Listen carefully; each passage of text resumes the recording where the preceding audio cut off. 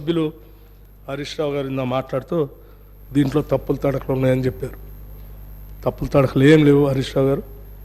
మీరు కాకపోతే మీకెవరో తప్పుడు ఇన్ఫర్మేషన్ ఇచ్చినట్టుంది, దాన్ని సరి చేసుకోవాల్సిందిగా మీకు కోరుతూ, ఉదాహరణకి మీరు కర్ణాటక బడ్జెట్కి సంబంధించి మాట్లాడుతూ ఎస్టిమేటెడ్ బడ్జెట్కి యాక్చువల్ బడ్జెట్కి చాలా తేడా ఉంది, నేను క్యాగ్ రిపోర్ట్లోనే ఇందులో చూశాను, ఆ తప్పు ఉందని చెప్పారు.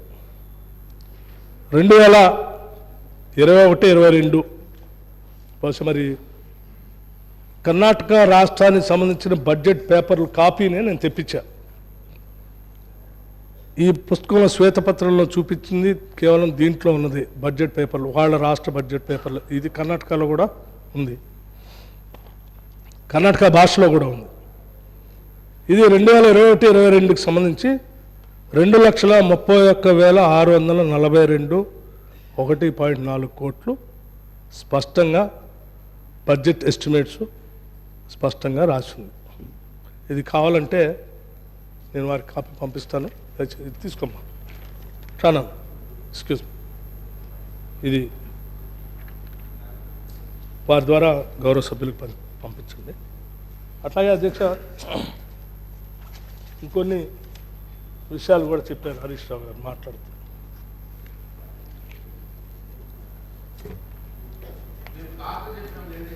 మీరు కాదు చెప్పారు, నేను యాక్చువల్సే చెప్తాను, బుక్ చెప్పాను. నేను బడ్జెట్ పుస్తకం మీకు ఆ కాపీ పంపించాను, అందుకోసమే. ఏమండి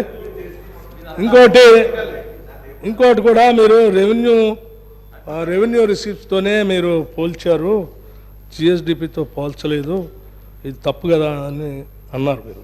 బహుశా టేబుల్ నెంబర్ 8 అధ్యక్ష, ఏది మీరు ఎఫ్ఆర్బిఎం లిమిట్ దాటుతున్నారని చెప్పినప్పుడు మీరు మాట్లాడుతూ ఇందులో అన్ని తప్పులు తడకలు ఉన్నాయని కర్ణాటక బడ్జెట్కి సంబంధించి ఒకటి ఉదాహరించారు, రెండోది దీన్ని ఉదాహరించారు. రెండోది టేబుల్ నెంబర్ 8 అధ్యక్ష, రెవెన్యూ దాంతోపాటు నేను జిఎస్డిపి సంబంధించి దాంతో కూడా నిష్పత్తిని టేబుల్ నెంబర్ 8లో ఉంది అధ్యక్ష, శ్వేతపత్రంలో.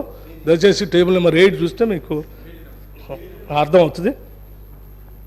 అధ్యక్ష, 2022-23 రివైజ్డ్ ఎస్టిమేట్స్లో 26.8, 2023-24 బడ్జెట్ ఎస్టిమేట్స్లో జిఎస్డిపి నిష్పత్తి చెప్తా ఉన్నాను నేను, మీ ఎఫ్ఆర్బిఎం లిమిట్ ఎంత దాటిందని పర్సంటేజ్. 3 లక్షల అవుట్ స్టాండింగ్ డెట్ 3,89,673 కోట్లు. ఇది డైరెక్ట్గా రాష్ట్ర ప్రభుత్వం తీసుకున్న అప్పులు అధ్యక్షుడు. ఆ అప్పుల్లోనే 27.8%. అట్లాగే అధ్యక్ష 2021-22 3,14,853, దాంట్లో 27.9% లిమిట్ దాటారు. 25% ఉండాల్సింది, 7 కూడా శాతం దాటారు అధ్యక్ష. అట్లాగే 2020-21లో 2,71,259 అవుట్ స్టాండింగ్ డెట్ 28.3 అధ్యక్ష. ఇది కేవలం బడ్జెట్ ద్వారా మీరు తీసుకున్న అప్పులతోనే ఇది అధ్యక్ష. కానీ బడ్జెట్ కాకుండా మీరు కార్పొరేషన్స్ పెట్టి ఆ కార్పొరేషన్స్ ద్వారా తీసుకున్నటువంటి రుణాలు కూడా అధ్యక్ష, వాటిని కూడా లెక్కేసుకోవాల్సిందే అని చెప్పి ఇప్పుడే మీకు చెప్పాను నేను. కాళేశ్వరం కానీ, లేకపోతే మిషన్ భగీరథ కానీ, లేకపోతే ఇతర సీతారామన్ సంబంధించినవి కానీ, మిగతా ప్రాజెక్టులు కార్పొరేషన్లు ఏమి పెట్టి లోన్లు తీసుకొచ్చారో ఆ లోన్లు కట్టడానికి వాటి దగ్గర వేరే అంతిమంగా కట్టాల్సింది ప్రభుత్వమే. కాబట్టి డెఫినెట్గా ప్రభుత్వం గవర్నమెంట్ కింద వచ్చినటువంటి అప్పులుగానే పరిగణించాలని మేము చెప్పాం, కేంద్ర ప్రభుత్వం కూడా చెప్పింది. ఇప్పుడు కూడా మళ్ళీ చెప్తా ఉన్నాం, బడ్జెట్ ద్వారా తీసుకున్న వాటితోనే మీకు 27% దాటింది.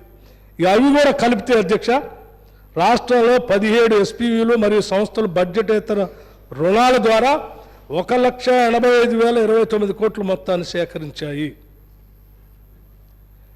ఇది రాష్ట్రంలోనే చెల్లించబడుతున్నాయి, కావున ఇది రాష్ట్రం యొక్క రుణభారంగానే భావించబడుతుంది.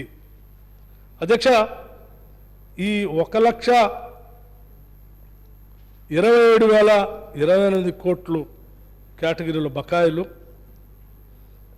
తీసుకున్నటువంటి 1,85,029 కోట్లు, వీటన్నిటినీ కూడా మనం వాటితోనే కలిపి లెక్కలుగా చూస్తే, ఇంకా మిగతా కార్పొరేషన్లు కూడా కలిపి చూస్తే, టేబుల్ నెంబర్ 9లో ఆ సమాచారం కూడా ఇచ్చాం మీకు, మీరు ఇందాక మాట్లాడారండి. కానీ దానికంటే ముందే శ్వేతపత్రంలో ఉంది, మీరు అది బహుశా చూసి ఉండరు. ఇది టేబుల్ నెంబర్ 9లో ఎఫ్ఆర్బిఎం లోన్స్ అంటే బడ్జెట్ ద్వారా తీసుకున్నటువంటి లిమిట్స్లో తీసుకున్నటువంటి లోన్లు మీరు చెప్పేటువంటి 2023-24 బడ్జెట్ ఎస్టిమేట్స్ ప్రకారం 3,89,673 కోట్లు. Government guaranteed loans raise by SPVs అంటే corporation but are serviced by government అంటే గవర్నమెంట్ ద్వారా కట్టే 1,27,208 కోట్లు. మిగతా ఎస్పీవీ 95,462 కోట్లు ఇంకొక కొన్ని కార్పొరేషన్స్. అట్లాగే నాన్ గ్యారంటీడ్ కానీ కార్పొరేషన్స్ తీసుకుని అవి కూడా ఆ కార్పొరేషన్స్ కూడా గవర్నమెంటే కాబట్టి వాటిని కూడా మనం వాళ్ళు కడుతున్నప్పటికీ గవర్నమెంటే, ఓనర్షిప్ ఈజ్ ద గవర్నమెంట్. వాళ్ళ 59,414 కోట్లు.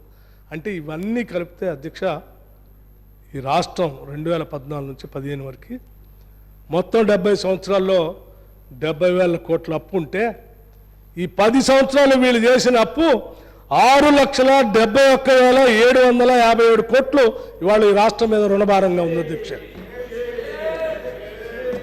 ఎక్కడ అన్యాయం అధ్యక్ష?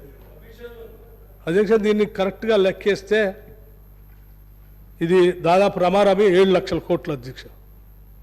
చాలామంది 5 లక్షలు అని అనుకుంటున్నారు, కాదు, దాదాపు 7 లక్షల కోట్ల దాకా అప్పు ఈరోజు రాష్ట్రం మీద ఉంది అధ్యక్ష. ఈ 7 లక్షల కోట్లని సరిగా మనం లెక్కేస్తే ఒక్కొక్క కుటుంబానికి ప్రతి కుటుంబం పైన 7 లక్షల అప్పు. వీళ్ళు మన చెప్పారు ఏదో తలసరి ఆదాయం బాగా పెరిగిందని చెప్తే అది కూడా చెప్తాను, ఒక్క నిమిషం. ప్రతి కుటుంబానికి ఈరోజు అధ్యక్ష ప్రతి కుటుంబం పైన ఈరోజు ఉన్నటువంటి 7 లక్షల కోట్ల అప్పుని ఈ రాష్ట్రంలో ఉన్న కుటుంబాల పైన లెక్కిస్తే ఒక్కొక్క కుటుంబం పైన 7 లక్షల కోట్లను లెక్కేస్తే, అరే ఉండండి, ఎందుకు సార్, ఉందే కదా సార్. ఇది చాలా బాధాకరమైన అధ్యక్ష. ఈ అప్పుల సంగతి రాష్ట్ర ప్రజలకు తెలియకుండా ఆ కార్పొరేషన్ పేరు మీద ముసుగేసి, ఆ కార్పొరేషన్ మీద ముసుగేసి, ఈ కార్పొరేషన్ మీద ముసుగేసి, దాని మీద ముసుగేసి, ఇది ఎవరికి తెలియకుండా దాచిపెడితే దాగదు కదా అధ్యక్ష. ఆర్బీఐ ఊకోదు కదా, వాళ్ళైతే డిడక్ట్ చేసుకుంటూ పోతూనే ఉంటారు కదా. ఆ డిడక్ట్ చేసుకుంటూ పోతున్నారు కాబట్టే ఇవాళ తప్పనిసరి పరిస్థితుల్లో రోజు డీజిల్కి పెట్రోల్కి కూడా ఓడి తెచ్చుకోవాల్సి వచ్చింది. ఎవరైనా డీజిల్కి పెట్రోల్కి జీతాలకు కూడా ఓడి తెచ్చుకునేటువంటి పరిస్థితి రావటం నిజంగా బాధాకరం అధ్యక్ష. ఇటువంటి ఈ రాష్ట్రాన్ని అధ్యక్ష మాట్లాడుతున్నాను అధ్యక్ష. నేనంతా ఈ శ్వేతపత్రం మీద అన్ని మాట్లాడిన తర్వాత డెఫినెట్గా మీకు క్లారిఫికేషన్ ఇచ్చాను అధ్యక్ష. మీకేమీ అసలు దీంట్లో రాజగోపాల్ అధ్యక్ష అధ్యక్ష హరీష్ రావు గారు శ్వేతపత్రం పెట్టినప్పుడు, శ్వేతపత్రం ఇందాక సభలో ప్రవేశపెట్టినప్పుడు ఇప్పుడు ఇస్తే ఎట్లండి, ఎప్పుడు చదువుకోవాలా, ఎప్పుడు చెప్పాలన్నారు. సరే, అట్లాగే అక్బర్ గారు అన్నారు, కొననేని సాంబశివరావు గారు అన్నారు. వాళ్ళిద్దరు అంటే అర్థం ఉంది అధ్యక్ష, వాళ్ళకి తెలియదు కాబట్టి. అలా 10 సంవత్సరాల నుంచి మొత్తం లెక్కలు అప్పులు ఇవన్నీ చేసింది వారే కదా అధ్యక్ష. వారికి తెలియదు ఏముంది ఇందులో, వారు చేసిందే నేను పుస్తక రూపంలో పెట్టిన, ఇంకా ఆయన చదువుకోవాల్సిన అవసరం లేదు, ఏం చేయాల్సి, వారికి అన్ని సంపూర్ణంగా తెలుసు. వారికి ఇందులో ఏ ఒక్కటే తెలియకుండా లేదు. కాకపోతే ఏంటంటే ఇన్ని రోజులు వారి స్వాతంత్రం లేదు కాబట్టి చెప్పలేదు, ఇవాళ స్వాతంత్రం వచ్చింది కాబట్టి నాతో అంగీకరిస్తారని నేను భావిస్తా ఉన్నాను అధ్యక్ష. ఇంకో విషయం కూడా చెప్పారు, అందుకే నేను ఏమంటున్నా అంటే సరే, ఇన్ని లక్షల కోట్ల అప్పు, ఓడీలు, రుణభారం, మరి మన ముందు ఎన్నో కలలు కంటూ ఉన్నటువంటి యువత, ఇళ్ళు లేని పేదవాళ్ళు, ఉద్యోగాలు రానటువంటి వాళ్ళు, పంటలు బాగా